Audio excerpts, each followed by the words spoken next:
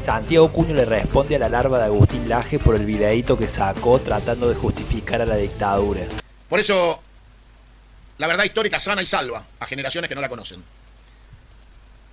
Nada, absolutamente nada, justifica que el gobierno del Estado, que somos todos, utilice mecanismos fuera de la ley para poder reprimir supuestos delitos cometidos por ciudadanos que son de carácter político. Y nada justifica su no sometimiento a los tribunales, su derecho a la legítima defensa, a ser juzgados bajo la Constitución, encausados según las penas del Código Penal. Nada justifica el secuestro, la tortura, la muerte, el Falcón Verde, el secuestro y el robo de sus bienes. No hay nada, absolutamente nada, ninguna teoría, ni de un demonio, ni de dos, ni de 10, que justifique el abuso de poder de un gobierno del Estado, ilegítimo de origen, ilegítimo ideológicamente e ilegítimo porque las dictaduras fueron siempre gobiernos de ocupación. Si existiera la pena de muerte por traición a la patria y delitos aberrantes, no gastaríamos un solo centavo en los detenidos por lesa humanidad, ni hubiéramos tenido la amnistía, ni la discusión del punto final, ni de la obediencia de vida. Hubieran sido ejecutados por traidores a la patria. Y los traidores ejecutados ya no serían un problema para la historia, serían una enseñanza. La violencia armada en la Argentina nació con el origen moderno del siglo XX, con el bombardeo a la Plaza de Mayo y el intento de magnicidio del teniente general Juan Domingo Perón. La resistencia armada peronista se desdibujó en el largo tiempo de exilio del teniente general Juan Domingo Perón y algunos creyeron que podían seguir el proceso revolucionario del peronismo sin Perón. Y se atrevieron a soñarse líderes revolucionarios a la cubana traicionando a Perón. Nada justifica los actos criminales de una dictadura genocida y nazi que hoy vuelve a encontrar lugar en la Argentina con los nazis y que hacen videos reivindicatorios de sus actividades genocidas. Los inocentes son inocentes, los combatientes son combatientes y los genocidas son genocidas. Esa es la enseñanza de la historia. Soy parte de una generación que vivió toda su vida en democracia. Los violentos años 70 no llegaron a mí más que como un ejercicio de memoria histórica que se convirtió en política estatal justo cuando entré en el colegio secundario. En la práctica, esta política funcionó como un proceso de destrucción de la verdad histórica con fines partidarios, ideológicos y económicos. Lejos de conocer lo que verdaderamente ocurrió en la década del 70, los alumnos del siglo XXI fuimos adoctrinados en un relato historietístico, maniqueo y reduccionista. Si la teoría de los dos demonios ya era en sí misma reduccionista, dado que le salvaba el pellejo a la casta política, responsable primero de impulsar el terrorismo y después de promover la represión ilegal, la primera década del siglo XXI conoció la teoría del demonio único. La teoría del demonio único dice más o menos así. El horror de la década del 70 empieza un 24 de marzo de 1976, día en que las Fuerzas Armadas encabezan un golpe de Estado, poniendo en marcha un plan de aniquilamiento de jóvenes idealistas que luchaban por un mundo mejor, dejando como saldo 30.000 desaparecidos. Esta era toda la historia que nos contaban en el colegio, pero a mí algo no me cerraba. Me parecía que la historia que me estaban vendiendo estaba sesgada e incompleta. Por eso, a mis 15 años, decidí empezar a investigar por mi propia cuenta. Accedí a numerosa bibliografía, recorrí hemerotecas y me entrevisté con protagonistas de la época, y así pude conocer mejor nuestro pasado. Les hacía Bienvenidos a preguntas este Día de la Memoria, que obviamente tiene circunstancias por las cuales no voy a calificar como corresponde a este personaje siniestro que ha elegido este gobierno de ocupación anglófilo, masón y prosionista para abordar con intención manifiesta de manipular y maniquear la realidad histórica. Este panfleto espantoso, digno de Goebbels y de la troupe de nazis que alza de gobierno, intenta retorcidamente generar la versión nazi sobre los acontecimientos vividos en la Argentina en las épocas de plomo. De manera artificial y antojadiza eligen una fecha de la cual partir, y en esa fecha de partida, el kilómetro que ellos fijan como kilómetro cero del análisis político, social, económico, religioso, filosófico y financiero de la Argentina, empiezan a explicar su panfleto para las nuevas generaciones. Todo es falso, toda la construcción es falsa, es indignantemente falsa, y que un ser vivo con tan poca vivencia terrenal y no probada composición biológica humana como el ser que aparece en pantalla, hace una descripción absurda de acontecimientos, olvidando que la génesis de aquellos días de tortura, muerte robo de bebés, aviones tirando a la gente al río, secuestro.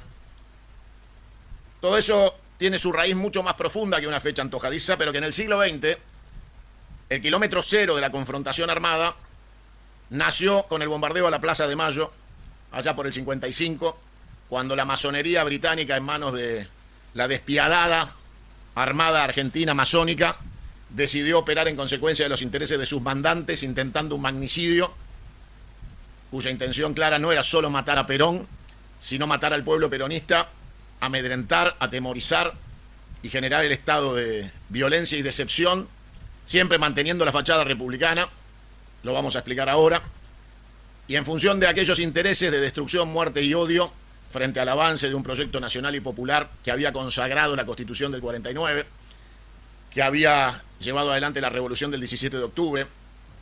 Esa sí es la fecha cierta de inicio de la violencia política armada en la Argentina.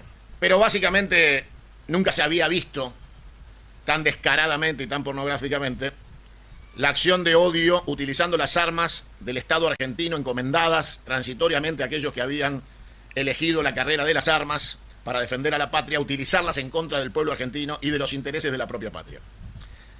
Por lo cual, fecha y punto de partida de un análisis de coyuntura del siglo XX es el acto criminal del bombardeo a la Plaza de Mayo. De ahí surge claramente todo lo que viene después. Y la creación o el nacimiento de la organización Montoneros deriva de aquellas acciones que tienen correlato histórico, porque no iba a ser el siglo XX un eslabón desencadenado de la historia argentina. Los 30.000 desaparecidos son parte de las permanentes invasiones inglesas, de dormir con el enemigo sin ajusticiarlo, de no haber cobrado la vida de los enemigos de la patria que viven en ella con DNI y documentación de paridos en la Argentina, mal paridos, pero paridos en la Argentina, cuya condición es la de turistas o invasores, y a los cuales les hemos respetado un lugar inédito de convivencia en el sistema político. Toda esta posverdad nazi, planteada desde la reivindicación del terrorismo de Estado, que bien definido es terrorismo de gobierno, porque el Estado somos todos y ninguno de nosotros es Videla, ni Macera, ni Astiz, ni ninguno de los asesinos criminales de la dictadura genocida del 24 de marzo de 1976 en adelante. Lo que sí está claro, y forma parte de este análisis que quiero compartir hoy con ustedes en una fecha tan particular, es que la sociedad fue atravesada con distintas capas que fueron confundiendo el orden, el desorden, la educación, la cultura, que fueron desmovilizando los derechos humanos para ir formando la mente de nuevas generaciones en los derechos urbanos. Entonces, en esta tercera etapa de ocupación del gobierno del Estado Nacional, intentan con estos relatos desquiciados conseguir que las nuevas generaciones digitales compren la posverdad de estos asesinos vinculados y reivindicadores de los genocidas y de los asesinos, algunos gracias a Dios ya muertos y otros presos de por vida por sus crímenes de lesa humanidad. Y claro, ellos articulan sobre la creación de la figura de las víctimas del terrorismo que existieron, porque ningún bebé de 6 meses es distinto a otro bebé de 6 meses. Un bebé muerto por una bomba del terrorismo subversivo vale igual que un bebé secuestrado en la ESMA, porque los dos son bebés de 6 meses, ángeles de Dios absolutamente inocentes de cualquier tipo de vinculación con los hechos dramáticos de plomo que se pudieran estar sucediendo. Los inocentes no tienen de ninguna manera justificación alguna de ninguno de los bandos en pugna por la definición histórica y política de la continuidad de la Argentina. El que usa la violencia como método es porque tiene la mentira como principios, eso se aplica a todos. Pero hay una calificación en el Código Penal que se llama legítima defensa, y es cuando la violencia se utiliza en legítima defensa.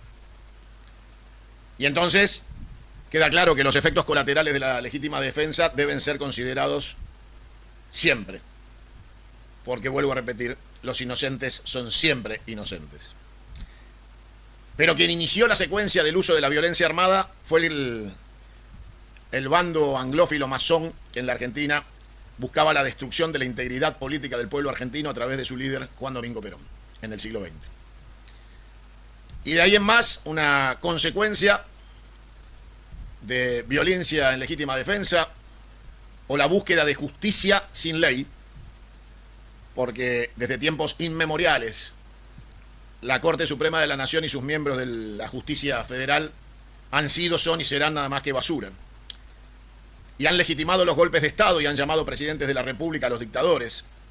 Con lo cual, aquellos años de plomo con un Perón en el exilio, proscripto el peronismo, violencia, violencia política, proscripción y persecución. El robo del cadáver de Eva, su vejación, su violación. Todos los componentes de una época macabra en donde un sector de la sociedad seguía comiendo asado y jugando al fútbol, yendo los domingos a la cancha y pidiéndole al pibe que se reciba porque con el título abajo del brazo iba a progresar. Y entonces la sociedad se mezclaba entre la cultura urbana del progreso social, del orden, y la realidad de la injusticia, del hambre, de la proscripción política, que volvía como metodología a fragmentar la sociedad argentina, dividiéndola claramente en dos bandos. Aquellos que necesitaban del ascenso social de clases, de Perón, de la justicia social, y aquellos que creían que eran superiores porque vivían en un departamento en alguna ciudad que les permitía tener agua corriente, electricidad y un televisor. El 24 de marzo de 1976, el proyecto masón de la PDUE llega con Masera a ser gobierno. Y en esa mezcla de asesinos tomando la comunión, como Videla, Masera era el garante de la PDUE en la Argentina, que tenía relación directa con el brujo López Rega, que también era de la PDUE. Con lo cual la infiltración era completa. El Rodrigazo no fue más que el anticipo de la llegada de Martínez de Oz y de un plan liberal siniestro y criminal para la Argentina. Las explicaciones correctas no son las de los extremismos, sino la de la lógica y la del respeto histórico a los sucesos y acontecimientos que se dieron. El inicio de la violencia armada en la Argentina la genera la inmunda masonería criminal anglófila, que tenía un hijo cura y un hijo militar para poder estar dentro de la toma de decisiones, y que buscaba mantener adoctrinado a los sectores de las Fuerzas Armadas al servicio de la colonización de la Argentina. Y entonces hubo discusiones históricas casi absurdas, pero que tenían que ver con el contexto global. Y en determinado momento el contexto global de la Argentina, que inicia la lucha armada mucho antes que la Revolución Cubana, encuentra un argentino participando de la toma de La Habana, bajando de Sierra Maestra. Y obviamente el impacto que genera el episodio de la caída de Batista y de un grupo de jóvenes revolucionarios idealistas que toman el poder por la fuerza, derrama vía William Cook y otras corrientes en que los sectores de la resistencia armada en la Argentina busquen un paralelismo con aquellos sectores. Pero en realidad la lucha armada es anterior. Evita le había pedido a Perón armar a los descamisados, porque Eva veía venir lo que finalmente pasó. Y Perón dijo: entre la violencia y el tiempo elijo el tiempo, pero 18 años después dijo: me equivoqué, los tendríamos que haber matado a todos. Evita tenía la visión clara: habría que haber armado a los descamisados y matar a todos los liberales, golpistas, anglófilos y masones que habitaban la Argentina. Perón se equivoca y lo reconoce. Y cuando vuelve intenta el apotegma para un argentino, no hay nada mejor que otro argentino. Trata de abrazar y de abrir los brazos de que Balbín fuera su vicepresidente para evitar una Isabel Perón, para evitar un López Rega. Alfonsín impide que Balbín sea el vicepresidente de Perón, porque Balbín había aceptado, y Alfonsín le toma el Comité de la Capital, Tucumán 1660 en aquellos tiempos, y le impide a Balbín, poniendo los sectores más radicalizados de aquella Unión Cívica Radical en contra del pacto con Perón. Y nos ganamos a Isabel Perón y al brujo López Rega, la AAA, y nos ganamos más violencia, más sangre y el preámbulo de la dictadura genocida y criminal. Pero el proceso político de resistencia armada no nació con la Revolución Cubana. Nació cuando Evita dijo, démosle los fierros a los sindicatos y armemos a los descamisados. Y Perón se negó.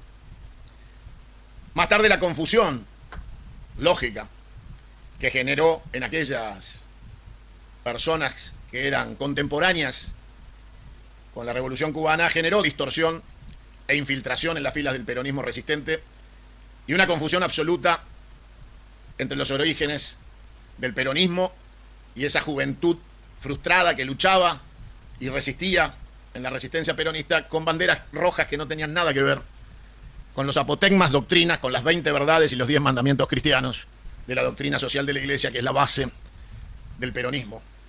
Por lo cual, esa distorsión va generando intentos de peronismo sin Perón a lo Bandor y va generando un sector que estaba más cerca del Che Guevara que de Perón.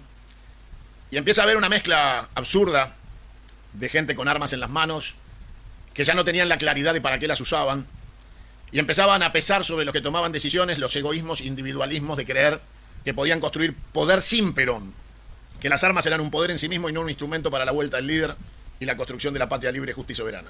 La Argentina había perdido el rumbo hacia todos lados, solo le quedaba el faro y la brújula de la vuelta de Perón. Perón vuelve grande y cansado, buscando unidad nacional y encuentra algunos soberbios armados que lo desafiaban al propio Perón. La resistencia peronista, como dijo Perón, habían sido finalmente los sindicatos, las organizaciones del trabajo, la columna vertebral del movimiento peronista. Y los originarios, luchadores armados de la vuelta de Perón, de la resistencia peronista, muchos habían mutado en nuevas generaciones que ni siquiera conocían a Perón, en simples terroristas, que creían que podían construir una revolución sin Perón y que Perón les estorbaba para el proceso revolucionario cubano que querían para la Argentina. La realidad es que la anécdota de una visita del Che Guevara a la Argentina, al barrio de La Boca, pinta claramente de qué izquierda revolucionaria hablábamos, porque el Che vino por 48 horas a buscar apoyo a la Argentina y cuando terminó una reunión que aburrió al Che Guevara les preguntó ¿dónde está la plata, dónde están los fierros y dónde están los que se vienen conmigo? Se fue sin plata, sin fierros y se volvió solo.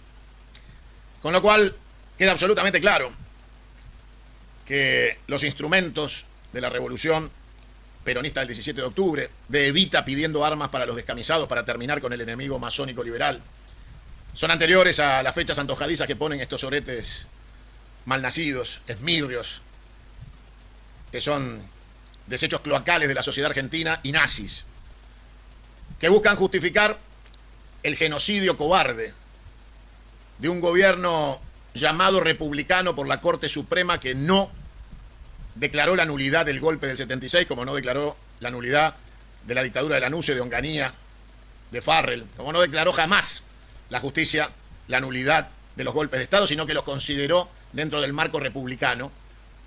Nada, absolutamente nada, justifica que el gobierno del Estado, que somos todos, utilice mecanismos fuera de la ley para poder reprimir supuestos delitos cometidos por ciudadanos que son de carácter político, y nada justifica su no sometimiento a los tribunales, su derecho a la legítima defensa, a ser juzgados bajo la Constitución, encausados según las penas del Código Penal.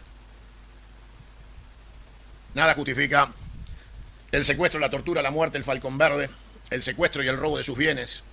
No hay nada, absolutamente nada, ninguna teoría, ni de un demonio, ni de 2, ni de 10, que justifique el abuso de poder de un gobierno del Estado, ilegítimo de origen, ilegítimo ideológicamente e ilegítimo porque las dictaduras fueron siempre gobiernos de ocupación, igual que el de hoy. Pero para llevar más luz y esclarecimiento al proceso histórico que derivó en ese gobierno de la dictadura salvaje y criminal del proceso de reorganización nacional y sus esmirrios coloniales que ocuparon el gobierno de la patria en contra de la patria y de su pueblo, y sin justificar los excesos de aquellos que habían dejado de ser resistentes peronistas para ser autopercibidos a sí mismos como líderes de una revolución de izquierda que el peronismo jamás acompañó y que Perón jamás pidió. La realidad histórica es que desde el 24 de marzo de 1976 y ya en tiempos preambulares con el PDUE del Brujo, y bajo el gobierno de Isabel Perón, que nunca debió ser compañera de fórmula de Perón, porque quien debió ocupar ese lugar era Ricardo Balbín.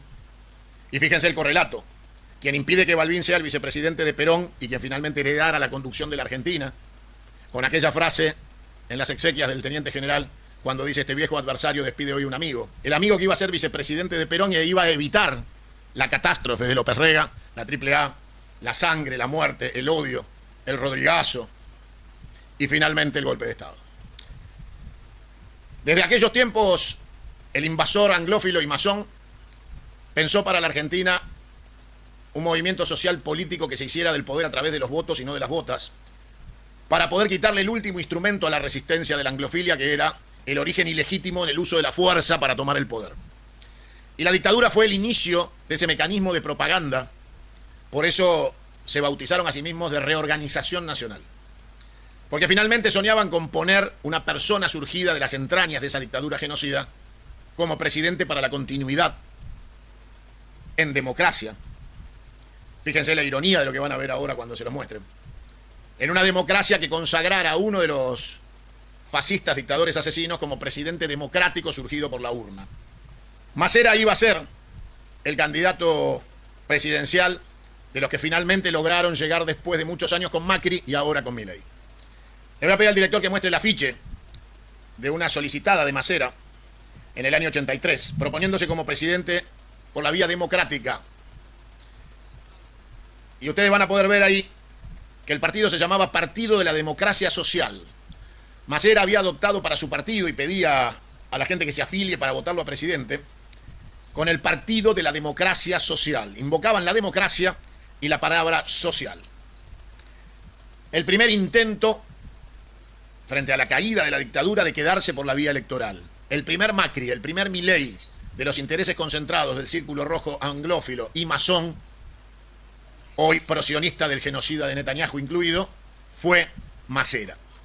Fracasó, Masera fue condenado a cadena perpetua por genocida y entonces se truncó aquel episodio de encontrar cómo salir del peronismo por la vía electoral y hacerse del gobierno del Estado con la legitimidad electoral para que se pudiera profundizar aún más el saqueo de la Argentina, que por la vía de la fuerza generaba resistencia con fuerza, y entonces leyeron los años de plomo y llegaron a la conclusión de que el pueblo argentino ya estaba lo suficientemente sometido para no necesitar golpes de Estado, porque ideológicamente habían licuado el cerebro de las nuevas generaciones hacia los derechos urbanos por encima de los derechos humanos, y a una Argentina absolutamente anglófila y dependiente.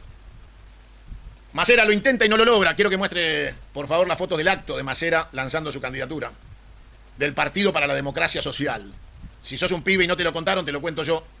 Existió un partido que se llamó Partido para la Democracia Social de Masera en el año 83, que empezó a formarlo el mismo 24 de marzo del 76, porque Masera se veía presidente.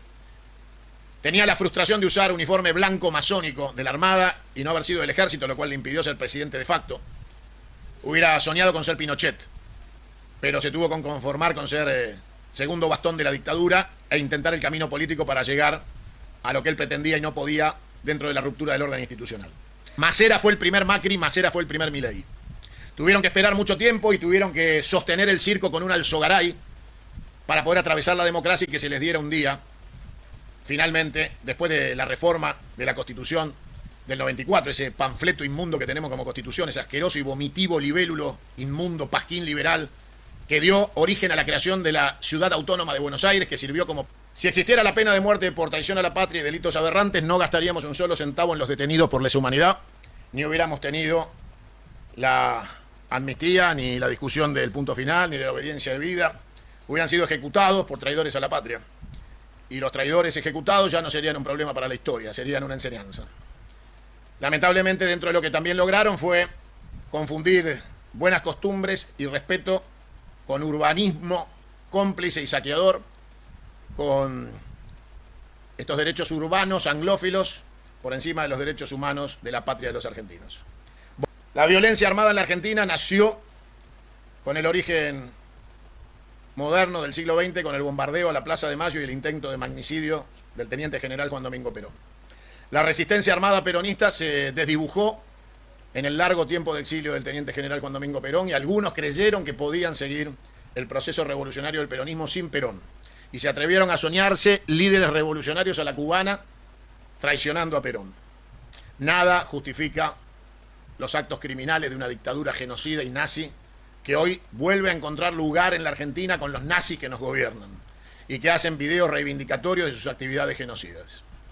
Por eso les pido a todos que este 24 de marzo no marchemos por un recuerdo, sino como combate o batalla viva y activa que estamos dando todos los argentinos por resistir este estado de excepción y dictadura en desarrollo. Y tenemos que dar la batalla del buen combate, y esa es todos juntos, en la unidad de concepto de la defensa de la democracia, que no implica de ninguna manera la república. La república es una bolsa de mierda. La república es Macera, la república es Lanusse, la república es Onganía, la república es Farrell, la república es Isaac Rojas, la república es la Corte Suprema de todas esas dictaduras reconociéndolas. La república es Clarín y Manieto robándose papel prensa en la sala de tortura sin condena y sin castigo. La república es Julio López secuestrado y desaparecido en democracia. La república es una asociación ilícita que utilizan los invasores de la patria para perpetuarse y encontrar los resquicios institucionales que ellos mismos escribieron con esta constitución mitrista liberal de 1853 reformada en el 94, mientras la nuestra, la de los patriotas, duerme en un cajón que es la de 1949. La historia nos enseña que el que usa la violencia como método es porque tiene la mentira como principios. Pero también nos enseña que tenemos dos mejillas, no tres. Y que si en la Argentina alguien intenta imponer una dictadura violenta, le responderemos con la fuerza del pueblo argentino. Porque hay algo que ha quedado claro siempre. Cuando el pueblo se une, hace tronar el escarmiento. Resistamos y obviamente construyamos la victoria. Los abrazo en el corazón, ni un minuto de tregua, ni un minuto de paz para nadie, si el pueblo argentino no retoma la conducción de su destino, de este cruel y salvaje invasor criminal que habita la casa de gobierno. Nazis. Fuerte abrazo para todos.